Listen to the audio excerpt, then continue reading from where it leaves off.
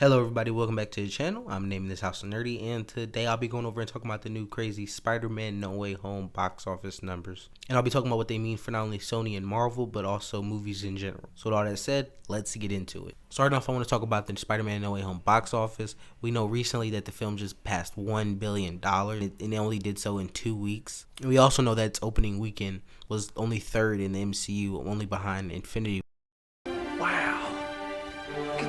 And that open weekend also puts him as #1 during the month of December and #1 during the holiday season, so Christmas time. And really, this film is just crushing every other film during the pandemic era, during 2021. It is by far and away the highest grossing film in the last 2 years. I think it's the only $1 billion film or estimated $1 billion film since Rise of Skywalker. This film just is climbing and busting through achievements that, I mean, a lot of us predicted, but I don't know if we predicted it to be like this, right? And this just goes to all the fans. Like, yes, the fans are going and seeing it multiple times. They're making great experiences. They're making an event of it. And that's what films like this need to get to this level. And I do think it's going to come in probably around second MCU. Maybe, like, I really think it could truly pass Infinity War, right? But I don't know if it's ever going to touch Endgame. A couple, like, with the pandemic and just, like, what Endgame was, I don't know if it's gonna touch it, but the film is definitely doing high numbers. Really, I know Sony and Marvel, they're loving it. They deserve applause too.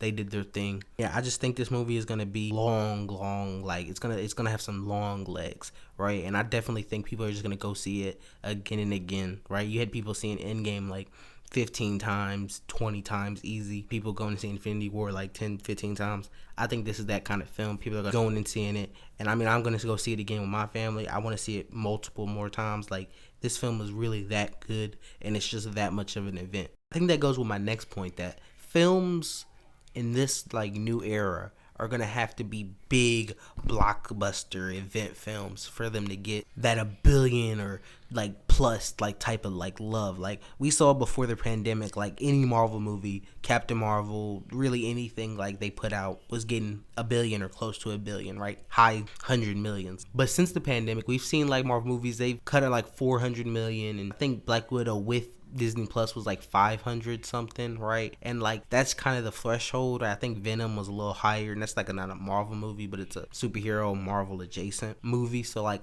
I definitely think that it's just gonna be different. Like I don't know if you can put out Ant-Man and the Wasp and it make more than 300 million. Like I don't know. I love the film, but like those type of films, I don't know if they're just gonna get the same love box office wise, right? And I do think that films are gonna have to be on that like Spider-Man No Way Home, Infinity War, Endgame type level. And I think Marvel got that covered. Like I think Doctor Strange is gonna be bigger than Endgame. I think Thor: Love and Thunder might be just as big. Like I think it's gonna be a big film. Like I think these are gonna be big films. But talking about other films in studios, like I don't know what Morbius is gonna make. Like it might make Venom 2 money, but Venom 2 had Spider-Man connection. It was Venom, and like it was a sequel, so people love the first one. Like Morbius doesn't have that. I don't know what that's gonna look like, right? So I think it's just a wait and see. I think things like the Batman are gonna do good, but I don't know if like Shazam or Aquaman, like I don't know what's supposed to come out next year for DC exactly, but I don't know if like these like smaller movies, more intimate movies are gonna do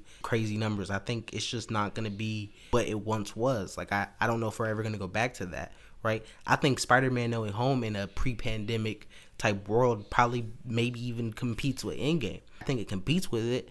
I don't know if it beats it, but I think it crushes Infinity War in a pre-pandemic world. But now it's going to compete with it. I still think it's going to beat it, but it's not going to crush it. It's like what I think is like biggest takeaway. I think that's like the biggest takeaway from No Way Home box office. I think it's what I expected. Like I expected people to go out to see this type of film. This was like the thing people wanted to see, and it's like everybody's talking about right now. It's just that big. This is kind of what I expected, but it's even crazier really. And I'm just really truly shocked and just surprised how much love this movie is getting. But it was a really good film, and I really do think that films like this will get this type of love in the box office. With more simpler and less bombastic films like a Shang-Chi or an Eternals do this. I don't know if that's the type of world we're living in.